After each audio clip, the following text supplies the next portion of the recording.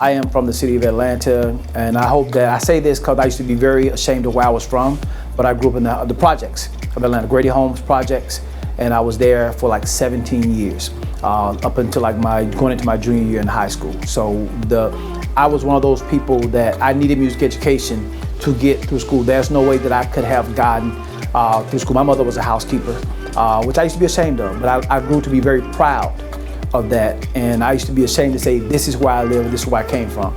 But I am a living example that, you know, what public school can do, what music in particular can do for a kid that may be not as involved in other areas but love music. So music was my lifeline. Believe it or not, it's a true story.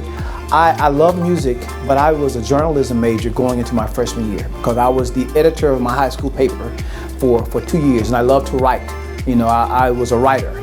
But I also love music. So I was told that you should major in journalism because, you know, you'll make more money. In music, you don't make any money. So I lasted through the orientation for summer. By the time I got through the first orientation, I changed my major. I never took a class in journalism. I told my advisor I want to change my music to my major to music because that was my true love. So I went to Florida A&M University originally to be a journalism major, but by the time I finished the orientation, I had changed my major to music education, and it's one of the best decisions I ever made. When you're a musician, the music stays within you. So once I became music coordinator for the school district, a lot of the guys in my position, they'll usually go conduct community bands, or they have, you know, just all-star bands. But what I did is I have an all-star group of musicians, which are young adults. And so I was on my way to the Honda Bell of the bands, and I got a call and said, hey, Beyonce's music director is in town, and they're doing research on her upcoming performance. Coachella is her first performance since she's been pregnant in a year and a half. And they want to talk to you. I'm like, really? Beyonce's music director? Like, are you serious?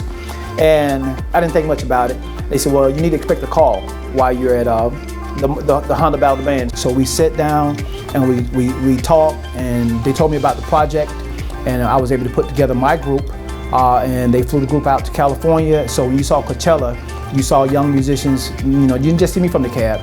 About 50% of my musicians came from DeKalb, former graduates, former musicians that are active in the community, Atlanta community. The impact of DeKalb County and Atlanta was very strong. And to say that, you know, I was at rehearsals with Beyonce, sitting right next to her as we were preparing this major performance. It was an opportunity of a lifetime and something that I'll never forget. Dallas Austin, who's a Grammy Award winning artist, he was a big fan of high school band and college band. So when he did the research for the movie Drumline, you know, I was the executive band consultant for that movie. And the way that I got that same thing, I got a phone call from Dallas's office, and he stated that I was told by his assistant, Dallas Austin wants to come to your band rehearsal, Southwest DeKalb. And then, lo and behold, he showed up in these luxury vehicles, and he had a posse of about 10 or 15 people, but I'm still not knowing why he's at my rehearsal. So, and then after the rehearsal, he said, hey, let's talk a little bit. So we went into the office and we started talking, and he said, I'm working on this movie, which was Drumline. And he said, I love what your work is, and then this is, people never know who's watching. But he was at the Honda, he was always at the Bell of the Bands, but he watched from the suites.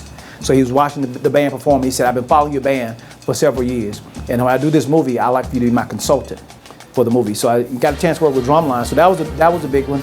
And then Kenny Ortega, who did who was Michael Jackson's last choreographer before he passed, and he did Dirty Dancing.